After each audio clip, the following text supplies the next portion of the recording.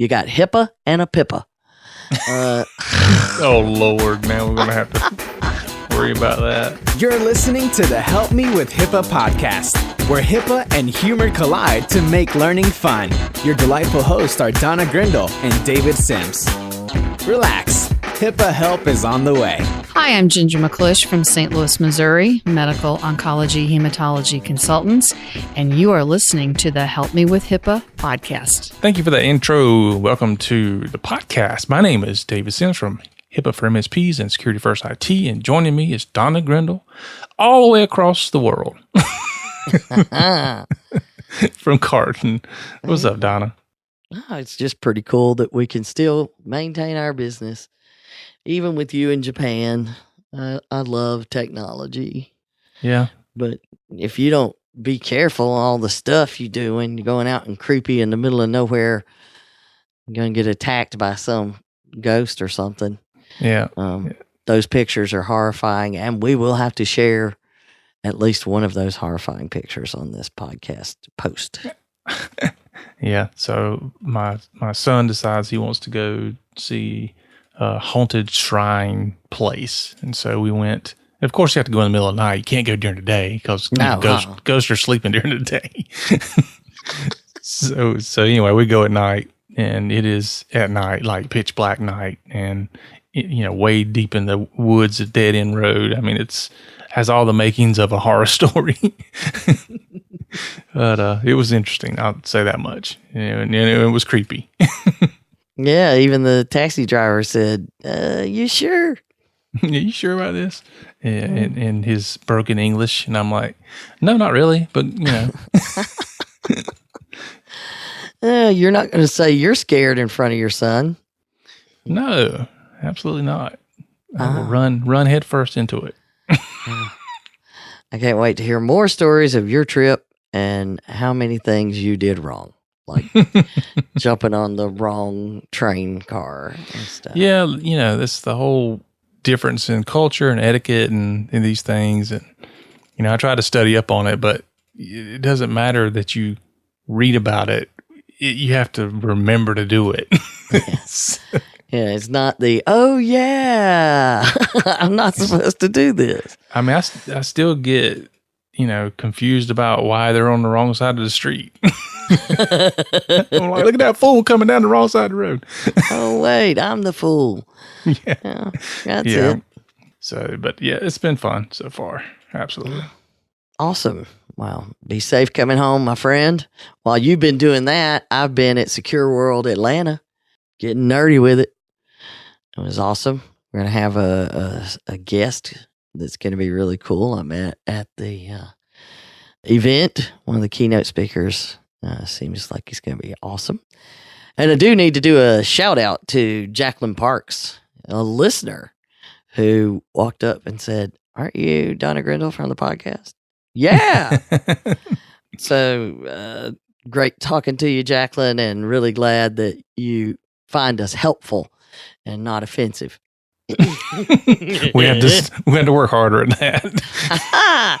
There was a lot of great information. I'm going to put together, probably a episode about all the stuff. But we got a lot of stuff covered in this episode, and it's going to be continued in the next episode. I guess the next episode will be almost like part 2 of this episode. Yeah. This one we're going to talk a little bit about the MIE settlement, and then that's going to kind of bleed over into the next episode where we'll talk more about direct liability for business associates. I know. I saw somebody call it the 10 Commandments of BAs. I wish I'd have thought of that first. But so first we get the announcement from OCR that says, hey, we've settled with Med Informatics Engineering. What most people didn't notice is right at the same time, or like right after the announcement, there's the announcement of 12 states they settled with. And there was one big case against MIE. We're just going to say MIE because I'm never going to get out the other. Yeah, it's a lot easier. And then after that, so it was almost like it was timed, which one would think it may have been. After that, OCR releases guidance defining clearly what BAs may be held liable to do. or what they can come. Basically, what can we nail you for not doing? And enforcement. So before we get deep into that, let's talk a little bit about Security First IT. Cybercrime is a multi-billion-dollar industry and growing. How confident are you that your computer network can withstand a cyber attack? Can you afford to take the chance that what you have today will protect you? Call Security First IT and find out if the cybersecurity in your business is something you should be concerned about, or if you can rest easy knowing your business is protected.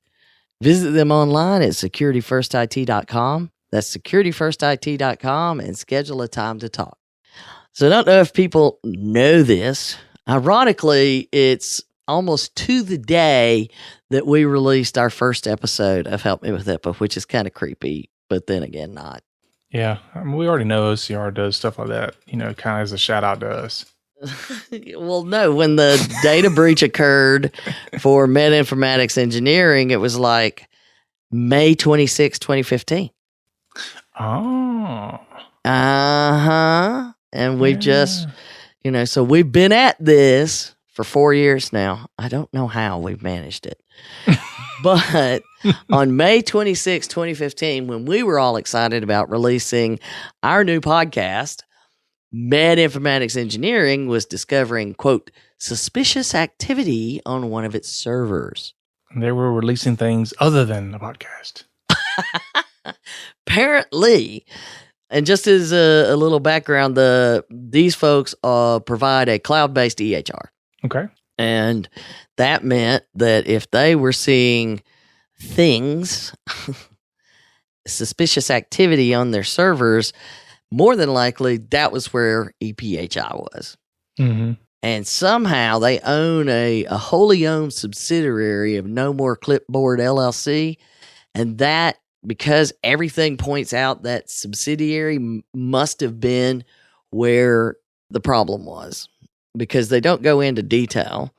They just point out that subsidiary in the settlement, and they say the servers subject to the cyber attack contain the PHI of approximately 3.5 million individuals. Yeah, that's going to be expensive. Mm-hmm. Well, I mean, all of their clients. Yeah. And I think we will hear more from this, I think, down the road. And this is a note to all of you covered entities. If your business associate has a major breach like this and you think you don't have to notify, better work that one out. Because when we were talking to our Allison Fuller of the OCR, who came to the HIPAA boot camp and did a Q&A with us, one of the things she pointed out is, the investigations can flow both ways. Mm-hmm. So you can go from a covered entity to a business associate downstream, or up to a covered entity upstream. They will go wherever to make sure everything is being done. So these 3.5 million individuals across multiple clients, and it had all kind. They have to say names, addresses, dates of birth, social security number, email addresses, clinical information, and health insurance information. Yeah. Yep. All that good stuff. So then they say, well, then obviously the activity had been going on since May 7th. So right at 20 days before it was detected, which meant that they did an impermissible disclosure. They failed to conduct an accurate and thorough risk analysis of potential risk and vulnerabilities. We know the routine. Mm-hmm. So that's why OCR said, here's the settlement. And it's $100,000, stroke us a check. And for 2 years, you're going to be on a corrective action plan with us. And we've gone through these corrective action plans. We know step 1, what is that one, David? You don't even have to look. Yeah. We must do a complete and thorough risk analysis. Yes. And a complete inventory of it. I thought this was interesting because it kind of is part of a complete and thorough risk analysis, but it said, shall develop a complete inventory of all of its facilities, categories of electronic equipment, data systems, and applications that create, receive, transmit, or maintain EPHI, which will then be incorporated into its risk analysis. Now, is that telling you something about maybe what the risk analysis they had done before included. Yeah. It makes me think that maybe somebody did a scan of something. I don't know. I'm just saying that they scanned the network and they didn't detail any of this other stuff. But it also says they shall review the risk analysis annually and promptly update it in response to environmental or operational changes affecting the security. And following an update, then they have to go through, it's telling you you've got to follow what you're supposed to do for any formal cybersecurity program. This is not HIPAA, it's a cybersecurity program. Right. I mean, that's one of the things when we're talking about frameworks and all this other stuff that we're discussing at Secure World, they all require this step. Oh, yeah. You have to do it with anything. I mean, how do you know how to protect anything unless you doing your assessment to figure out where things are, where things are to protect, how are you going to protect it, what's the risk against those things, and then how are you going to manage those things? I mean, it's just there again, step one of any of the things you choose is going to be that. Yes. And then after you do that, you develop a written risk management plan or plan sufficient to address and mitigate any security risk and vulnerabilities. Okay. That's clearly same thing. You got to do that in a formal cybersecurity program. And then, of course, OCR has their standard thing about reportable events, where if people violate HIPAA in their organization, they have to report every violation of where somebody failed to comply with policies and procedures. That's in there. They have to do annual reports, all the stuff. They did point out the document retention for 6 years. Makes me think they didn't prove they were doing things. So pretty standard, a cap and settlement. Not, to me, I was kind of like, wow, that's all they're going to do. Mm-hmm. And then we got the other news. I was like, well, if that's all they're going to do, I can't wait to see what the 12 states did in their case that they filed. We mentioned this earlier this year. Oh, yeah, I know. I know, right? This is where it gets pretty interesting. Yeah, because 12 states go together and they file one case against the company in Indiana. The company's in Indiana, so they filed the case in Indiana and had a list of all of the different things in each state that had been violations of state law. So they first make sure they point out that now state attorney generals can enforce HIPAA, and a lot of people miss that. Yeah. And the states then have what they call, and you got HIPAA and a PIPA. Oh, Lord. Now we're going to have to worry about that. I know, but I liked it. State Personal Information Protection Acts. Okay. Personal information. So PIPA. So PIPA. Still one P. Yep. Well, that's two P's. They're just separated. Yeah, it's not PIPA. It's PIPA. This is crazy. And the State Breach Notification Acts, which they collectively call relevant laws. And they list in each state. So, like for Arizona said it was deceptive acts. So the company was being deceptive. But like Arkansas had deceptive acts, a data breach, and a PIPA. So did Connecticut and Florida. Indiana had deceptive acts and a PIPA. So what's interesting is every single state of the 12 listed it as deceptive acts, saying, hey, you're putting yourself out there as you are able to do this stuff, and clearly you were not. Right. It's kind of like checking the box and saying you did it when you didn't. Well, and I think a lot of people, they worry about HIPAA and checking that box, but then the state data breach notifications, if you don't know the state, and if you're a business that does business in multiple states, say, I don't know, like an EHR company, understanding the data breach and the PIPA, this makes it pretty clear how important that is. Yeah. Well, I know, I don't know about you, but most of the clients I run across, they don't even know there is a data breach notification law for their state. They have no idea that it even exists. Well, in my opinion, every business associate that does business in multiple states, every business associate should read this state settlement because it makes the OCR settlement look like child's play. It's like I told you, the OCR settlement is like they had to eat a piece of candy that was a flavor they didn't like. The state settlement, they had to take 2 tablespoons of cod liver oil. I'm talking about serious how they went about it, because now your deceptive acts is not something I want my company listed as deceptive acts. Yeah, that's called lying. Mm-hmm. And they're like when they're listing out, okay, here's the factual stuff. It's a web-based thing. At all relevant times in the case, they were business associates under HIPAA.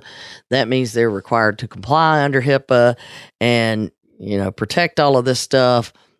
And they engaged in multiple violations of the relevant laws and regulations promulgated thereunder. So they have agreed to this settlement. Yeah. They have resolving issues in dispute without the need for further court action, meaning we're not going to take this to trial. Can you imagine trying to defend against 12 states and how many attorneys you going to have? Yeah, no, just pay the fine. Yeah, right. Well, okay, so here's all the stuff. Now, remember, the OCR said pay us $100,000, do a risk analysis and a risk management plan, and prove that you're going to keep doing that. Mm-hmm. There you go. The states didn't give them that much flexibility. There's not a lot of gray area. Defendants shall, and they start going through this list of defendants shall. There's a lot of defendants shall. To ensure future compliance with the law, you shall comply with all administrative and technical safeguards and implementation specifications required by HIPAA. Period. I thought it was interesting that states brought up HIPAA. Well, under the new high-tech rules, the states do have the right, because HIPAA doesn't have a personal ability to sue. So I can't say you violated HIPAA and you owe me money, which is why there's a lot of that madness that goes on. But it does say that the state attorney general can bring action on behalf of their constituents.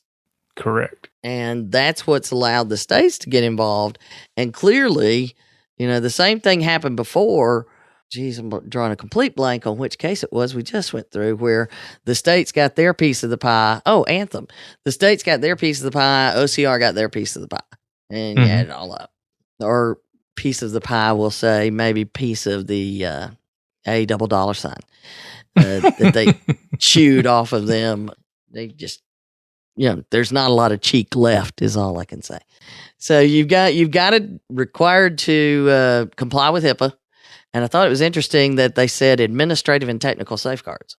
Yeah. Because you think about it, there were no probably physical problems in the hack. All right, then, and this is one that people, I think, should pay more attention to, because I believe more and more people are going to use this to point out that your checking the box approach is not necessarily, or your complete ignorance approach is not necessarily going to cut it. Defendants shall comply with the state's Deceptive Trade Practices Acts in connection with their collection, maintenance, and safeguarding of consumers' personal and protected health information, and maintain reasonable security policies and procedures to protect such information. Bam! Mm-hmm. Yeah, because what grabs me there, I don't know about you, but what grabs me is it says not only protected health information, but personal health information. So we talk a lot about not all health information is protected health information. This is saying any of it. Mm-hmm. And that's the thing that's happening, with and I'm working on an episode about the California law that's going into effect. But the whole thing is that a lot of healthcare providers forget that, that may not be PHI, but it may be PII, and personally identifiable information. So you still have to protect that under state law. Right. And we run into that with, the med spas and some of the other organizations like the concierge medicine and things where, they're taking cash and they're like, well, HIPAA doesn't apply to me, so I'm good. I don't need to talk about security. Go ask somebody else if they can use your services. Yeah. So every state of the 12, this applied, the Deceptive Practices Acts, because it's saying that you were collecting this information and not maintaining reasonable security policies and procedures to protect it. So keep that in mind, all of you who have not thought about this before. Every single state can get involved when you have these kind of events. All right. Next, defendants shall comply with the state's breach notification acts. Which, and I think a lot of business associates forget about this because they'll tell us we don't have to worry about breach notification because that's covered entity's responsibility.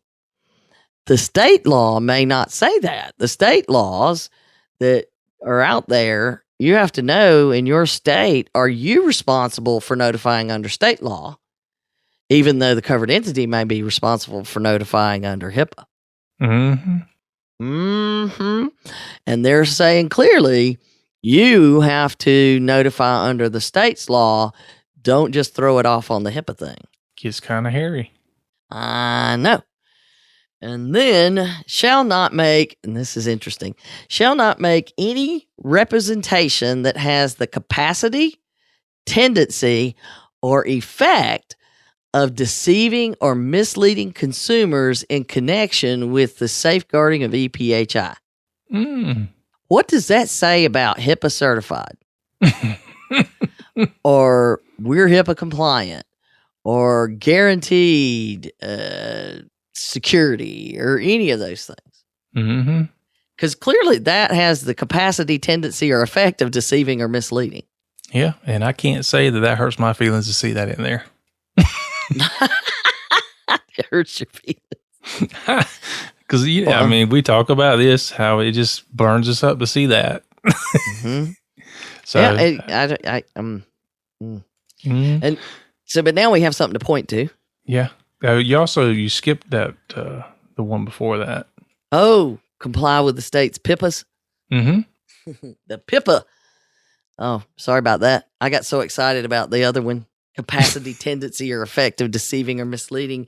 I just forgot about the PIPAs. Don't forget the PIPAs. The PIPAs. So comply with the state's PIPA law protecting personal information law. Can't forget that.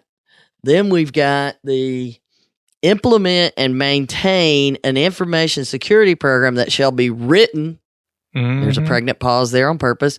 And shall contain administrative, technical, and physical safeguards appropriate to the size and complexity of the operation, the nature and scope of the activities, the sensitivity of the personal information that you maintain, and the defendant shall be it shall be the responsibility, and this was weird, I'll have to tell you, of the privacy officer.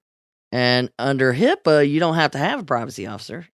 If you're a business associate, you have to have a security officer. Right.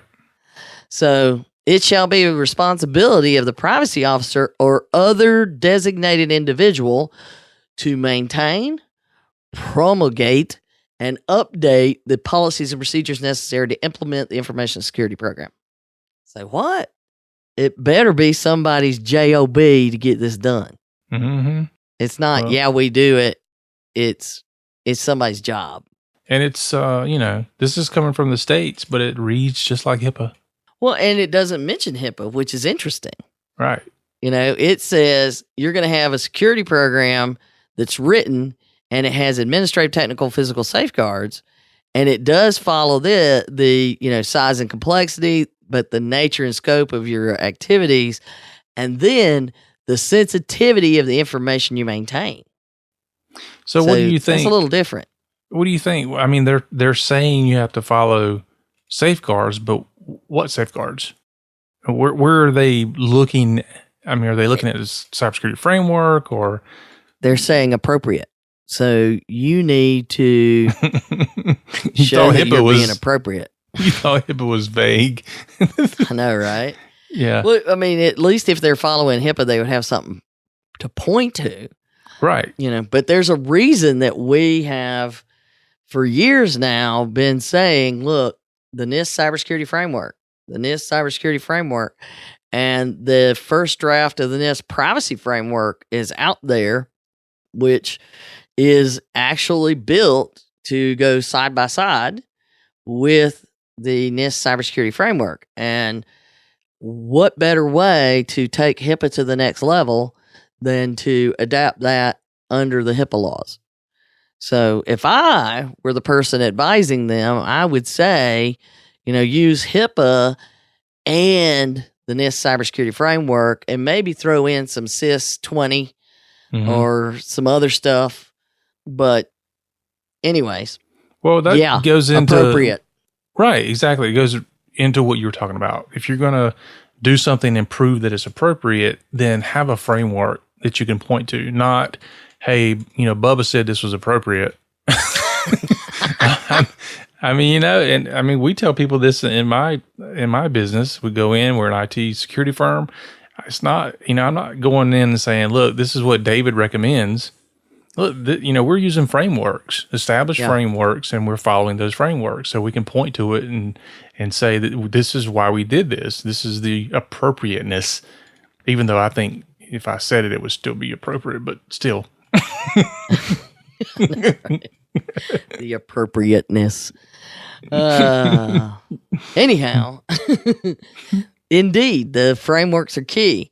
And one of the things that I really saw or heard over and over at Secure World were, people at these large companies who have for years worried about COVID 5 and ISO 27001 or 2. And these are all frameworks that everybody's thrown around for a long time. And the folks in one of my sessions, one of the guys was talking, and he said he felt like it was going to become the de facto standard to work with the NIST CSF because everything maps to it. Mm-hmm. So as long as it maps to the NIST CSF, because you've got other things that don't. Everything doesn't map to COBIC. Everything doesn't map. So NIST CSF, use that. You've got the privacy thing coming. You lay HIPAA on top. Throw some other stuff on there. That's what folks need to start doing, especially if they're 3.5 million. Hello. If you got that much data, do the math. Did you know that 83% of healthcare organizations report a strong negative impact to their bottom line after a data breach? So many doctors think they are HIPAA compliant and have nothing to worry about. Many of those organizations thought the same thing before it happened to them. Call Carden today at 678-292-5001 so they can assess your practice and help ensure you are protected and prepared. Visit cardenhq.com to learn more. There's our rant on that. All right. The next thing that they shall, or in this case, shall not do, they shall not employ the use of generic accounts that can be accessed via the internet. Dum, da, dum, dum, dum. Well, that kind of points to what happened. Doesn't it? Doesn't it, though? And the next one as well. They shall ensure that no generic accounts on its information system has admin privileges. So we have an admin account. Generic admin account. Could it be admin? Please tell me no. But it's a generic account, which could be some of those built-in ones, Admin password. So that tells you something, but we can't dig deeper. But it means you better be able to account for that stuff And this is where we always ask for, let's look at a list of users on your system and account for what they're doing. Next, you shall require, and this one's very interesting, multi-factor authentication to access any portal that they manage in connection with their maintenance of EPHI. Interesting. Mm-hmm. And that to me was like, wait a minute. So they wouldn't have that level of, okay, well, we'll just move on. Yeah. And, maybe in 2015, no, we had 2FA going on in 2015, because you and I were talking about LastPass, we're talking about two-factor authentication, we're talking about all this stuff then, but we'll see. Then we get to one that I singled out as very telling as well. Defendants shall implement and maintain a security incident and event monitoring solution to detect and respond to malicious attacks. But the next sentence is really important. The security incident and event monitoring solution may utilize a suite of different solutions and tools to detect and respond to malicious attacks rather than a single solution. We talk about layers. Mm-hmm. And the importance of all these different things that can trigger, stuff. So it makes me think that they had like one thing monitoring it. They were monitoring like one thing. Which is very common. Yeah. So I'm not having layers is obvious here. And if you don't understand what that means, you need to make sure that you talk to your IT people about how many layers do you have and have documents that show that. Yeah. Yeah. I mean, these days, if you're not running a layered approach, I mean, you don't have anything, in my opinion. Oh, yeah. I mean, you're having to defend individual devices now, not like there's one big wall around the office and that's all I got to defend. Mm-hmm. You're having to defend every single device. Every single person is its own, you need a firewall around all of them. So I thought that was interesting. They shall implement and maintain reasonable measures to prevent and detect SQL injection attacks that may impact any EPHI they maintain. Well, that's how it happened. There's another telling thing. But that, again, is one of those things about vulnerability management, patch management, all of those kind of things. Yeah. And a lot of folks will say, well, we can't install that because that'll tear something up. Yeah. Better figure out a way to protect from a known vulnerability. Okay, now this one is a big one. I mean, like a lot of words. Shall implement and maintain reasonable measures with respect to the creation of accounts in systems under the administrative control of defendants with respect to their own employees with access to EPHI to limit and control their creation, ensure their accounts with access to such EPHI are properly monitored. That's one sentence. Yeah. What did that say? Not an English person, but it sounded like it ran on. Yeah, well, in law, they don't have to worry about that. I find that interesting. Huh. But that's basically saying you better know who is creating accounts and has the certain amount, control who can create accounts, control who can assign privileges, and that they're monitored. Then it goes on to say that they shall implement and maintain a data loss prevention technology to detect and prevent unauthorized data exfiltration. The data loss prevention technology may utilize a suite of different solutions and tools to detect and prevent unauthorized data exfiltration. Yep. There we go with another level of security. Yeah, so to me, that should be two things, but it's one. And I thought that was interesting. And maybe it's just somebody forgot to make a new paragraph. I don't know. But, this is the document. I just pulled down the case document. So it's probably just that. But having their own employees monitored, Hello, insiders. How many times have we said that? But installing data loss prevention, pay attention, people, because they're wanting you to detect and prevent unauthorized data exfiltration. This is way more than what HIPAA says you got to do. I know. And people complain about HIPAA. We've been telling all along, this is the floor. It's not the ceiling. Well, and they say, oh, well, it's vague. No, that's pretty straightforward. That's very specific. And you don't want that. You want that flexibility. Shall require the use of multi-factor authentication by their employees who remotely access their systems that store or permit access to EPHI. Yeah. Security's not convenient. and that one I found interesting. I mean, we don't really store PHI with our job, but we got 2FA and, LastPass passwords that are 24 characters on stuff, or, at least like 16. And I mean, layers. I'm just saying. Next, we're nowhere near done. We better pick up the pace, though.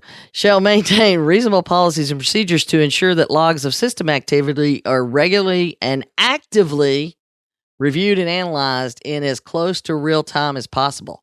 Ooh. How about that one? Bam. Yeah, you might want to call Sphere for that. Yeah. Well, you got two layers there, because you've got the actual access to the applications, which is one of the things that Sphere monitors, but it's not real time. It's, within the day or whenever you give it to process.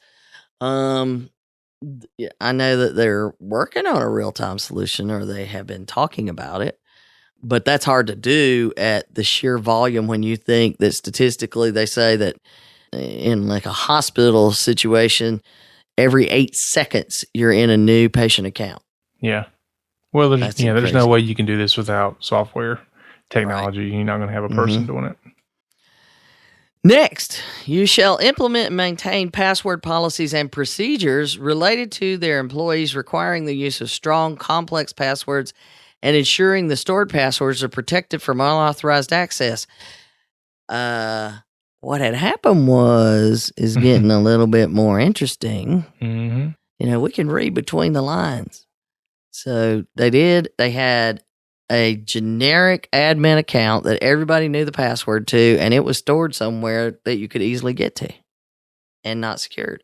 Sounds like it. Sure does. It certainly wouldn't be something where somebody says, well, there's no evidence of that in this discussion. All right, okay. All of you business associates, particularly those who run software applications, listen closely. Shall educate their clients on strong password policies and promote the use of multi-factor authentication by their clients. Defendants shall make the use of multi-factor authentication as well as single sign-on functions available to their clients. Wow. Done. Put a fork in it. Oh, we know we need to do 2FA. No, that's over with. You it's not need. You must. And this makes it clear that if you wait after this settlement, this is a signal to everybody else. Mm-hmm. Shall implement and maintain appropriate policies and procedures to respond to security incidents. Well, yeah. Shall at least annually train relevant employees regarding their information privacy and security policies and document such training. How is it that wasn't happening? That's all I'm saying. Yeah. The only thing I wish there was they would have said something better than annually. I know, right? At least annually, they have to say. Yeah. But I would have been like at least quarterly. Right. But see, now this is at least annually on the privacy and security policies. It doesn't mention security awareness training. True. All right. So, defendant shall, within 90 days of the effective date of this consent judgment, and thereafter annually for a period of 5 additional years. Wow. Ooh. Now, this was pretty intense. I have never seen it defined as clearly as what we're about to talk about here. Engage an independent third-party professional who uses procedures and standards generally accepted in the profession to conduct a current, comprehensive, and thorough risk analysis of security risk and vulnerabilities to EPHI that they create, receive, maintain, or transmit, including a review of the actions or deficiencies that are subject of this consent judgment. So first of all, you're going to do one, and you're going to make sure everything in this judgment is included. And then it continues. A professional qualified to conduct such risk analysis must be A, an individual qualified as a certified information system security professional, CISSP, or as a certified information system auditor, CISA, or a similarly qualified person or organization. So that's A.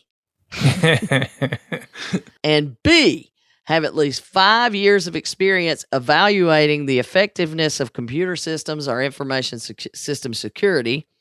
Defendants may utilize an independent third-party vendor with which they already have a contractual relationship to conduct the risk analysis, so long as the contract between the parties provides that the person or persons performing the analysis on behalf of the independent third-party vendor are qualified as a CISSP or a CISA.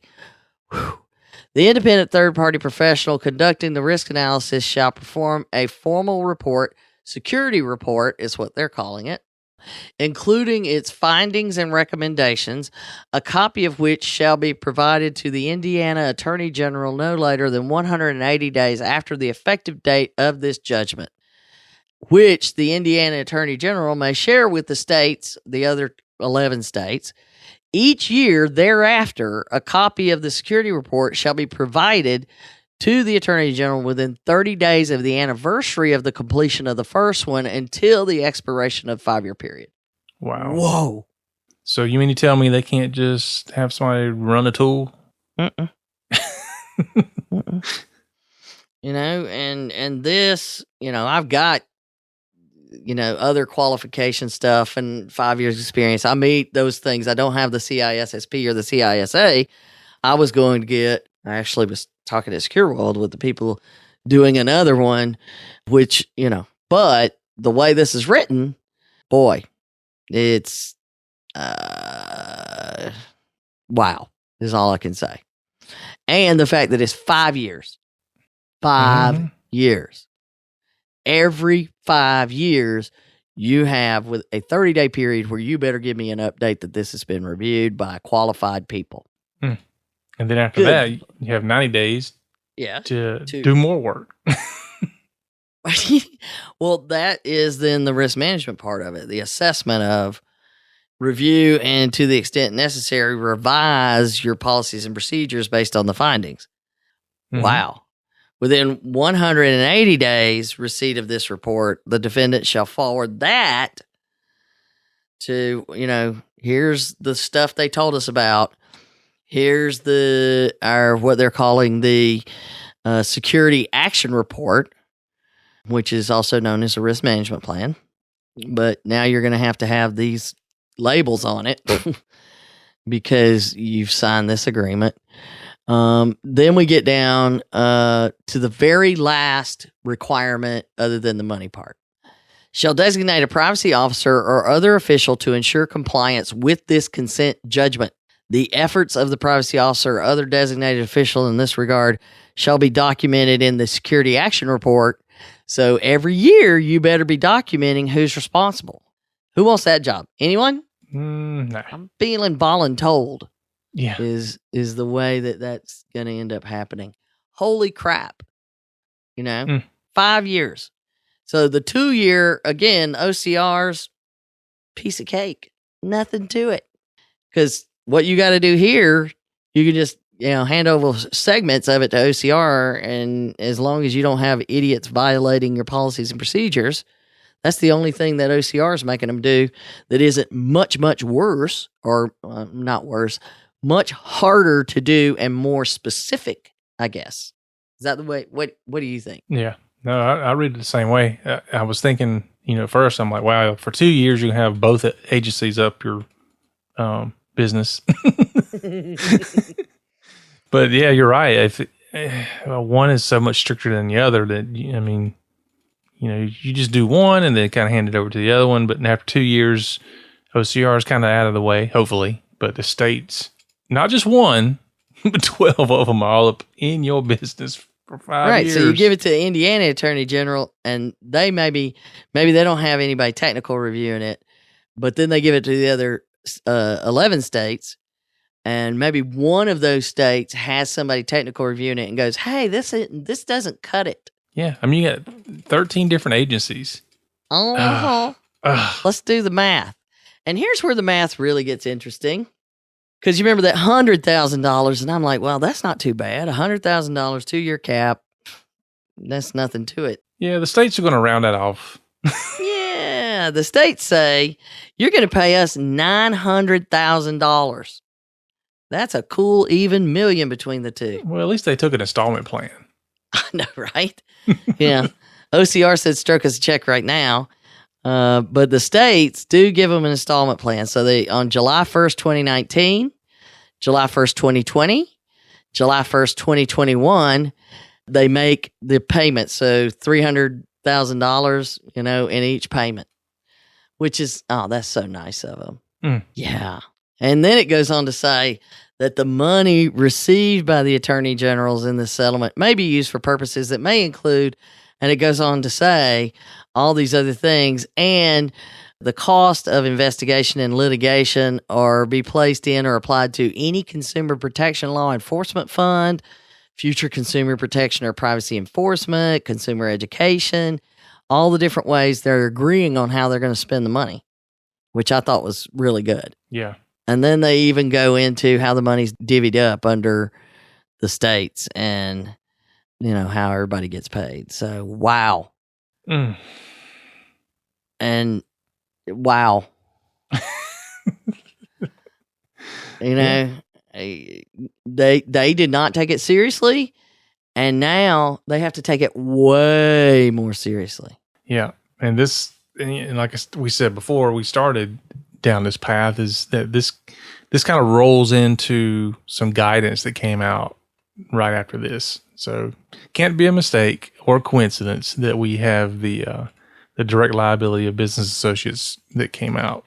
Right. So part 2, or the next episode, we're going to review those 10 things that now seem not so bad. No.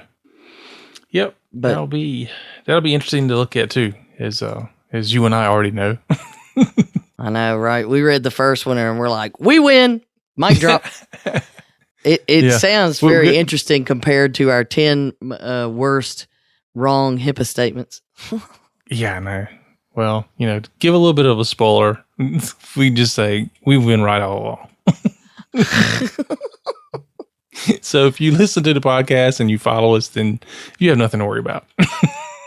That's right. But for any of you who have been told, well, we don't have to do that, or they're not going to do that, or whatever, if you give the documents from the OCR document, the state settlement document, and the 10 commandments document, and as a business owner, they still say, we're not going to do this stuff, I can't. Yeah, just get rid of them. Well, yeah. You know what I'm saying is you probably want to protect yourself, be looking for something else, because look at what this is doing to this company. Yeah. Where they refused to spend money before, they have now no choice, no way to budget separately, and who's going to pay that price? Yeah. Because, in the end, who always pays. And it ain't David. No, it won't be me. But it will be their customers. Well, and their customers and the patients and all this, if you haven't taken this stuff seriously before as a software vendor, I'm just saying. I mean, come on. Yeah. And what's unfortunate is that the state agreement didn't get as much press as the OCR one. But I think that's turning around. I've been seeing it mentioned more often, but $900,000. Yeah. It's it's $1 million settlement. Yeah. For a business associate, which there again, we don't hear about them a lot yet. And we do, and we're starting to hear more and more about them, but they have a lot of influence and a lot of access to things, especially when you get into the IT side, which software is IT related. Mm-hmm. But, we deal a lot with IT companies, and, part of my frustration, since I'm an IT company and I train IT companies, is that there's still tons of misinformation out there. Still people talking about all you got to do is sign a business association agreement, or all you got to do is just throw a firewall in and give them some antivirus. Run the scan. Yeah, it's absolutely absurd. And that's just talking about HIPAA. That's not even talking about these state laws as well. And you got a lot of IT companies like us we're doing business in multiple states. We border 2 states, but we have clients in other states as well. And we're not a huge IT company. But most IT companies that are bordering states, they tend to do business in multiple states. So it can be nasty. Yeah, it's time to pay attention. Either get on the boat or get off the boat. But I think it's just going to come to a point where there is no get on or off the boat. It's going to be either get on the boat or don't be in business doing what you do. True. Because you're not going to be able to run from this. I have this discussion a lot with IT companies. Is okay, great. You don't want to do HIPAA. That's fine, but you're still going to end up having to do HIPAA or something like it. Mm-hmm.